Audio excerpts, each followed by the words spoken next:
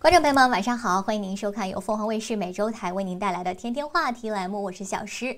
新冠变种奥密克戎引发全球关注，美国也接连出现相关的确诊病例。那我们对这个最新的变种病毒又了解多少？它有没有可能比 Delta 变种更具有传染力？有没有可能成为最新的主导毒株呢？今天我们就为您连线来自凯撒医疗机构的传染病专科医生 Dr. Donald Wen 来了解一下。Hello, Dr. Wen, so good to have you on our show.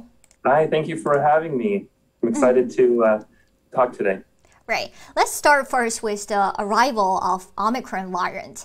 We know US have now seen cases in at least 5 states, I believe, in just 3 days. So how concerned should we be about that? And what have we known and what have we not known so far? Well, the new COVID variant called Omicron is the 5th variant of concern after Alpha, Beta, Gamma, and Delta. But before we get into more about Omicron, let's remember we're still dealing with Delta. Right. Of the 80,000 new cases per day in the US, over 99% are Delta. So although Omicron is spreading, and that's true, Delta is here now, and there's room for improvement in controlling Delta. We'll need breathing room to deal with any future variants rather than allowing each new variant to hit us in full force. But to answer your question about Omicron, it was first detected in mid-November, and it caught the attention of many scientists because of how many mutations it contained, particularly in the spike protein. There's more mutations that are seen in Omicron than we've seen in previous variants, including the spike protein, which is of the most concern. So these mutations are just on paper, and we don't know yet whether these mutations will translate into actual changes in transmissibility, virulence, or treatment and vaccine efficacy. But already there's signs that Omicron is spreading quickly. So we should try to be very cautious as we continue through the holidays. And I'm certain we'll learn more about Omicron before the end of the year. Right. Just like you said, we have already detected a lot of mutations in different variants, but how significant Omicron could be? Well, it can be a strain that does take more of a role in future waves. But let's remember that with any variant of COVID-19, we're already talking about a virus that has shut down the world since early 2020. The original virus was a tough enemy to battle with. So all the challenges we saw with the previous variants, we will still be there going forward, regardless of what we learn about Omicron. And so a good way to mitigate the effects of new variants is to do a good job handling the current variants that we have. Right. Speaking of Delta, as we know, it took a couple of months to become the dominant strain after it was introduced. Will Omicron outperform Delta? Does it have the ability to become the dominant strain in the future? There are concerns based on what we are seeing in the genetic sequence and the number of mutations that we have. But we'll have to wait and see as we learn more about the Omicron variant. There's many labs working on this as we speak, and since the sequence is available, there's many labs working to see to answer a lot of those questions. How transmissible is it? How sick will it make people? And how well will the vaccines and other treatments work? Right, we're still in the early stage right now, and there is still a lot we don't know about Omicron yet. But does it change our way forward, just like the President Biden said this week, vaccination is the key? Well, vaccinations are still important. Again, that addresses the current issue with Delta. And no matter the variant, there are still a few things that will always work. Masks, social distancing, and hand hygiene. In other words, preventing the spread of new cases with tried and true safety measures will always help. We'll learn more about how current vaccines hold up against Omicron in the next few weeks, but I'm optimistic that the vaccines will still help against the worst outcomes, severe disease and life-threatening disease. The ball is already rolling on making new vaccines against new variants. We make adjustments with flu vaccines every year to match new strains of flu. It's quite straightforward, and I would embrace any new COVID vaccine that comes out should the need arise. Right. I heard Dr. Fauci said, do not wait for the virus-specific booster. Get it now if you can. And just like you mentioned, Pfizer and Moderna are expecting data on their vaccines' efficacy on protest against Omicron. They said it will probably take 100 days, I believe, and they said they might just adjust their vaccine if it wanes. I would agree with that entirely. That makes sense. Okay, so speaking of booster shot, now 100 million Americans are now eligible to get an extra shot. But who you think needs one the most? Well, the goal of vaccines is first to prevent death. That's the worst outcome. So in that regard, the elderly need the vaccines the most. Like 55 plus. Exactly. 65, I'm sorry. With each decade of age, the risk of severe disease and death increases. So you can start at somewhere around 50, but we know older than 65, that risk goes up quite a bit. Mm-hmm. After that, I would broadly say anyone with a medical condition where they take regular treatments, whether that includes pills for high blood pressure, insulin injections, or chemotherapy infusions, all those people will benefit from getting a booster. And the last category would be those least likely to end up in the hospital, adolescents and young adults. Fortunately, we're not faced with a shortage of vaccine supply, so we don't have to pick and choose who gets a booster right now. Right. So for a mRNA vaccine, both Pfizer and Moderna, it requires 6 months after the second shot. And for J&J, it only requires 2 months after initial single shot. Why is that? Does it mean the J&J is less effective?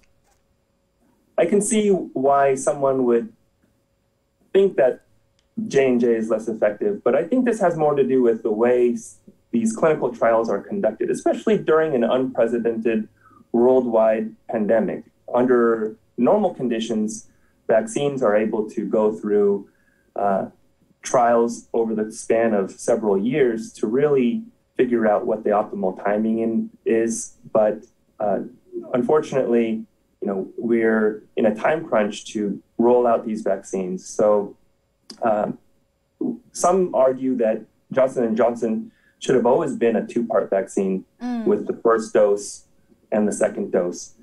So I think the difference in timing has less to do with efficacy and more just how these studies were conducted. Right. So it means 2 shots of J&J maybe can bombard protection like 2 shots of mRNA vaccine does, right? Right. So do you recommend people who get J&J at the initial series can get another brand like Pfizer or Moderna will have better efficacy? Right. Those studies have been done, and there is a comparison between how you mix and match those vaccines. But overall, the message is that you can get any combination of vaccines. There's a few exceptions. Mm-hmm. And if you go to a vaccine station, they will be able to tell you what makes the most sense for you. But I think the best thing is for anyone who's eligible to get a booster vaccine to go ahead and get whatever's available. Okay, so as we all know, the booster is designed to help people maintain their level of immunity for a longer time. Is it different than the third dose? The reason I ask this is because we know for Moderna booster shot, it's only half dose of the initial shot, but the third dose is full dose, I assume? Right. So an additional primary dose of an mRNA applies to those who are immunocompromised and not expected to have a good immune response. The third shot is given usually 4 weeks after the second shot. A booster, on the other hand, is given to those who already started off with a good immune response and just need to remind their immune system how to be prepared to fight this virus. So, there's different ways of, there might be some confusion about who needs a third dose. Right. But hopefully that clarifies the issue. So it sounds like for people who are immunocompromised, additional dose isn't so much like a booster though. It's just getting them to the baseline protection since they often don't have an effective immune system. Exactly. In other vaccines, there are strategies to double the dose of the vaccine to get someone whose immune system is weak to mount that response. Right. Can you clarify who or what kind of underlying conditions can be defined as immunocompromised? So, unfortunately, it's not quite black and white, but we know certain people are at highest risk of having a poor immune response. So, anyone who with a disease or treatment that affects their ability to respond to vaccines, we think mostly about persons with cancer, transplanted organs, those taking high doses of corticosteroids such as prednisone for a long time, and various genetic conditions that make it difficult for them to respond to vaccines. Right. So besides those people, the rest of the people can just get a regular booster shot. Exactly. Right. Do you think there is an immediate urgency for the vast majority of people to get a booster based on the current situation? Not only because we have detected Omicron, but also we have noticed dozens of states' cases rate have increased as winter comes. Yes, I would say for anyone who's eligible for a booster, to go ahead and get one as soon as possible. We are heading into the holiday season, and there's going to be a lot of gatherings. I completely empathize with people who have already made plans and don't plan on canceling any gatherings. I just think there's a safe way to do that, and getting a booster vaccine is part of that. So I think for people who are still not being vaccinated yet, probably they're concerned. We have concern about breakthrough cases. Do you think we're likely to see more fully vaccinated people with breakthrough cases in late this year? I think the more we see wave after wave of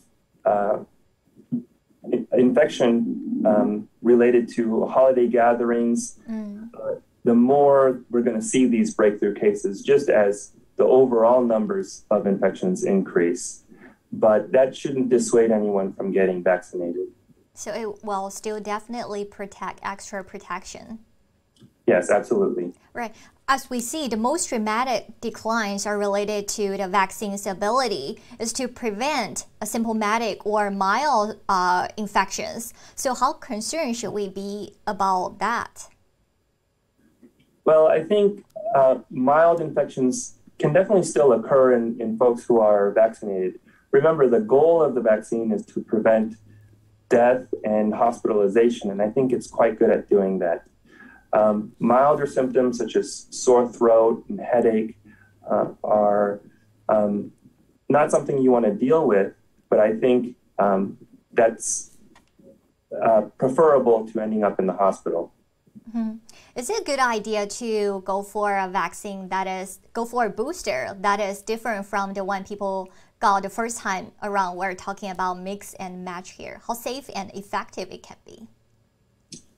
So the safety of the vaccines is just the same for the booster as it is for the primary series.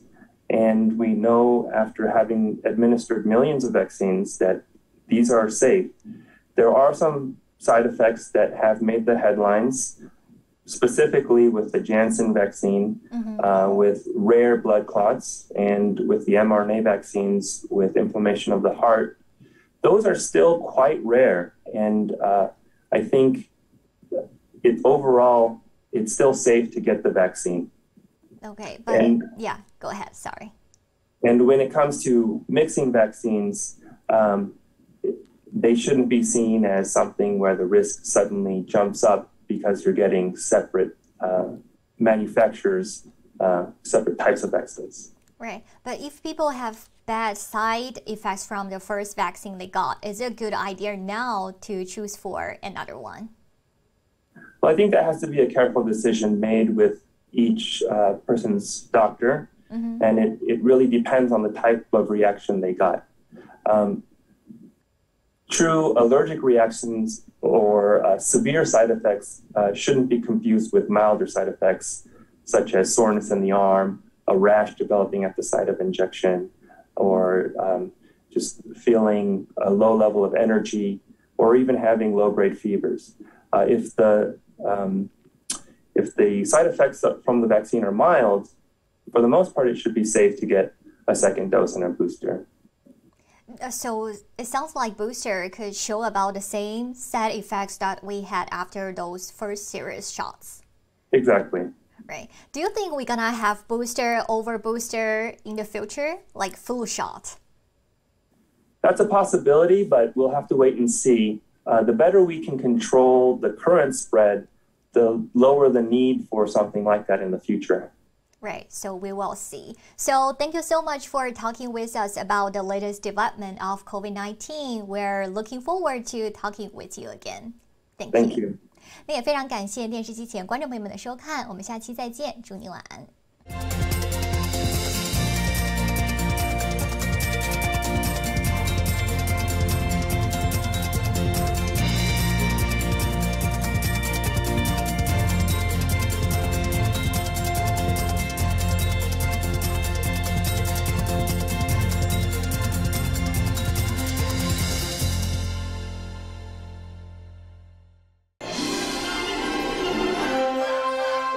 您正在收看的是凤凰卫视。